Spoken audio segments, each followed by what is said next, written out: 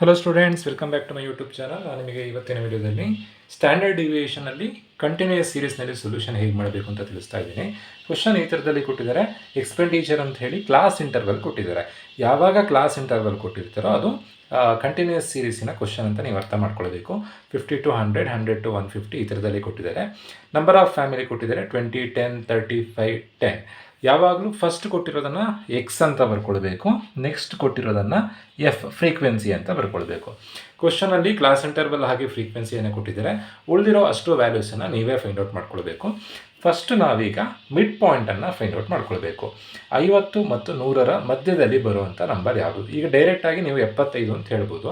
ಒಂದು ವೇಳೆ ಕ್ವಶನಲ್ಲಿ 50ರಿಂದ 53 ಅಥವಾ 50ರಿಂದ 59 ಹಾಗೇನಾದರೂ ಕೊಟ್ಟರೆ ತಕ್ಷಣಕ್ಕೆ ನಿಮಗೆ ಮಧ್ಯದಲ್ಲಿ ಬರುವಂಥ ನಂಬರ್ ಯಾವುದು ಅಂತ ಗೊತ್ತಾಗೋದಿಲ್ಲ. ಸೊ ಅವಾಗ ನೀವೇನು ಮಾಡಬೇಕು ಅಂತಂದರೆ, ಆ್ಯಕ್ಚುಯಲ್ ಪ್ರೊಸೀಜರ್ ಹೇಗೆ ಅಂತಂದರೆ, ಇವೆರಡನ್ನು ಆ್ಯಡ್ ಮಾಡಿ ಡಿವೈಡೆಡ್ ಬೈ 2 ಮಾಡಿದ್ರೆ ಆಯಿತು. 50 + 100 ಡಿವೈಡೆಡ್ ಬೈ 2 ಮಾಡಿದ್ರೆ ನಮಗೆ ಮಿಡ್ ಪಾಯಿಂಟ್ ಸಿಗುತ್ತೆ 75.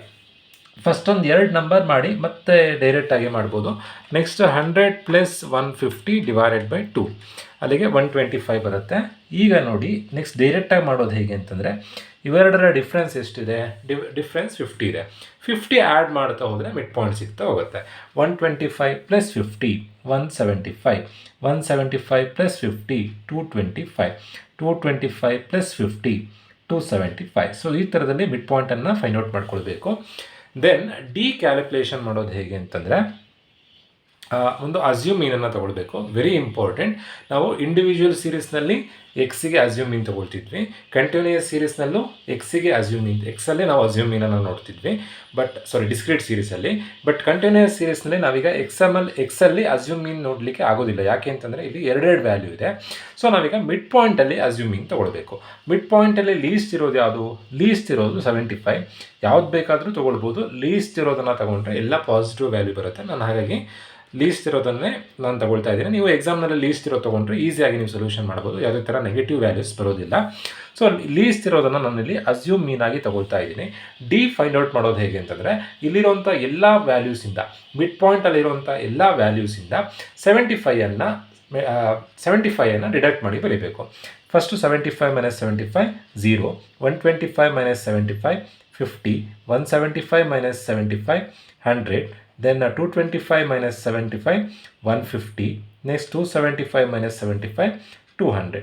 ಸೊ ಈ ಥರದಲ್ಲಿ ಡಿ ಅನ್ನು ಫೈಂಡ್ ಔಟ್ ಮಾಡ್ಕೊಳ್ಬೇಕು.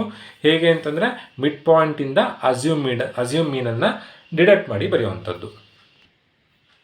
ನಮಗೀಗ ಡಿದು ಟೋಟಲ್ ನಮಗೆ ಫಾರ್ಮುಲಾಕ್ಕೆ ಬೇಕಾಗೋದಿಲ್ಲ, ಹಾಗಾಗಿ ನಾನಿಲ್ಲಿ ಟೋಟಲ್ ಬರಿತಾ ಇಲ್ಲ.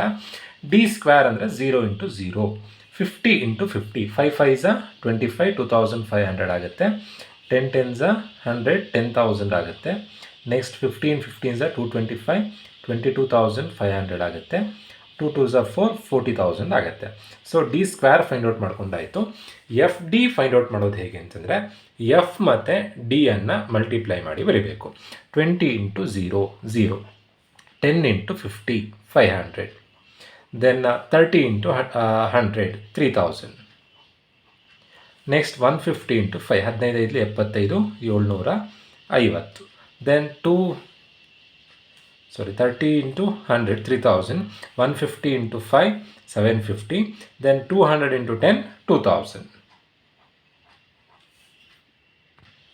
ನೋಡಿ, ಎಫ್ ಡಿಯ ಟೋಟಲ್ ನಮಗೆ ಫಾರ್ಮುಲಾಗೆ ಬೇಕಾಗುತ್ತೆ. ಹಾಗಾಗಿ ಎಫ್ ಡಿಯನ್ನು ಟೋಟಲ್ ಮಾಡ್ಕೊಳ್ಬೇಕು.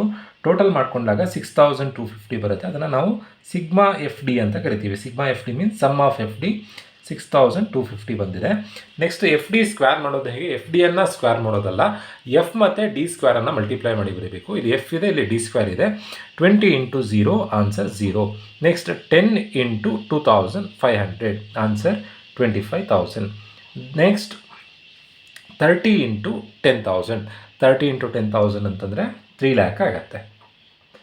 ನೆಕ್ಸ್ಟ್ 5 × 22,500 ಆನ್ಸರ್ 1,12,500 ಆಗುತ್ತೆ. ನೆಕ್ಸ್ಟ್ 10 × 40,000 ಆನ್ಸರ್ 4 lakh ಆಗುತ್ತೆ. ಸೊ ಇದ್ರ ಟೋಟಲ್ ನಮಗೆ ಫಾರ್ಮುಲಾಕ್ಕೆ ಬೇಕಾಗತ್ತೆ. ನೋಡಿ, ಎಫ್ ಡಿ ಸ್ಕ್ವೇರಿನ ಟೋಟಲ್ ಫಾರ್ಮುಲಾಕ್ಕೆ ಬೇಕು. ಸೊ ಟೋಟಲ್ ಮಾಡಿ ಬರ್ಕೊಳ್ತಾ ಇದ್ದೀನಿ. 25,000 + 3 lakh + 1,12,500 + 4 lakh ಬರುವಂಥ ಆನ್ಸರ್ 8,37,500.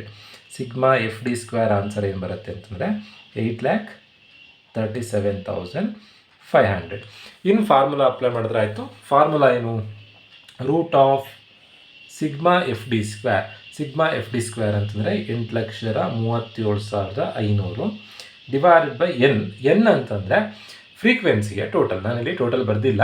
20 + 10 30, 30 30 60, 60 + 5 65, 65 10 75. n = 75.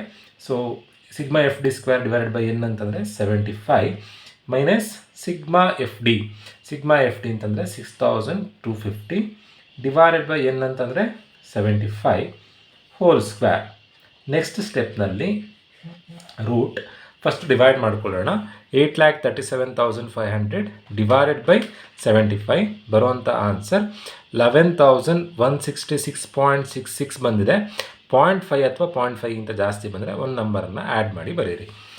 ಅಷ್ಟೇ ಬೇಕಾದರೆ ಬರ್ಕೊಳ್ಬೋದು, ಬಟ್ ಫ್ರ್ಯಾಕ್ಷನ್ ಬೇಡ ಅಂಥೇಳಿ ನಾನಿಲ್ಲಿ ಆ್ಯಡ್ ಮಾಡಿ ಬರಿತಾ ಇದ್ದೀನಿ. 11,166 ಬಂದಿದೆ. 11,167 ಮಾಡ್ಕೊಂಡು ಬರಿತಾ ಇದ್ದೀನಿ ನಾನಿಲ್ಲಿ. 0.5ಗಿಂತ ಜಾಸ್ತಿ ಬಂದರೆ ಮಾತ್ರ ಒಂದನ್ನು ಆ್ಯಡ್ ಮಾಡಿ ಬರೀಬೇಕು, ಇಲ್ಲಾಂದರೆ 11,166 ಬರೆದ್ರೆ ಆಯಿತು. ನೆಕ್ಸ್ಟು 6,250 ಡಿವೈಡೆಡ್ ಬೈ 75 ಆಗ 83.3333 ಬರುತ್ತೆ. 83ನೇ ನಾನು 83.33 0.5ಗಿಂತ ಕಮ್ಮಿ ಬಂದಿದ್ದರಿಂದ 83 ಅಂತ ಅಂದ್ಕೊಳ್ಳೋಣ. ಡಿವೈಡ್ ಮಾಡಿದಾಗ 83 ಬರುತ್ತೆ. ನೆಕ್ಸ್ಟ್ ಅದನ್ನು ನಾವು ಸ್ಕ್ವೇರ್ ಮಾಡಿ ಆನ್ಸರ್ ಬರೀಬೇಕು. 11,167 ಮೈನಸ್ 83 × 83 ಬರುವಂಥ ಆನ್ಸರ್ 6,889. 11,167ರಿಂದ 6,889 ಡಿಡಕ್ಟ್ ಮಾಡಿದ್ರೆ ನಮಗೆ ಒಂದು ಆನ್ಸರ್ ಸಿಗುತ್ತೆ. ಆ ಆನ್ಸರಿಗೆ ರೂಟ್ ತೆಗೆದ್ರೆ ಸೊಲ್ಯೂಷನ್ ಮುಗೀತು. 11,167ರಿಂದ 6,889 ಕಳೆದ್ರೆ ಬರುವಂಥ ಆನ್ಸರ್ 4,278. ಸೊ ಈ ಆನ್ಸರಿಗೆ ರೂಟ್ ತೆಗೆದಾಗ ಬರೋ final answer 65.40. Standard deviation final answer ಎಷ್ಟು ಅಂತಂದರೆ 65.40. ಸೊ ನಾನು ಇದರಲ್ಲಿ ಸ್ಟ್ಯಾಂಡರ್ಡ್ ಡಿವಿಯೇಷನಲ್ಲಿ ನಿಮಗೆ individual series, discrete series, continuous series ಮೂರೂ ಮೆಥಡ್ನಲ್ಲಿ ಸೊಲ್ಯೂಷನ್ ಮಾಡಿಸಿದ್ದೀನಿ.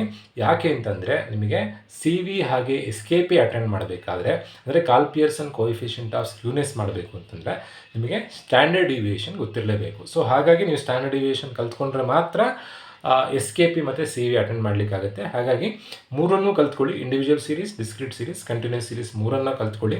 ತುಂಬಾ ಈಸಿ ಇದೆ. ಹೋಪ್ ಎಲ್ರಿಗೂ ವಿಡಿಯೋ ಅರ್ಥ ಆಗಿದೆ ಅಂತ ಅಂದ್ಕೊಳ್ತಾ ವಿಡಿಯೋ ಮುಗಿಸ್ತಾ ಇದ್ದೀನಿ. Thank you.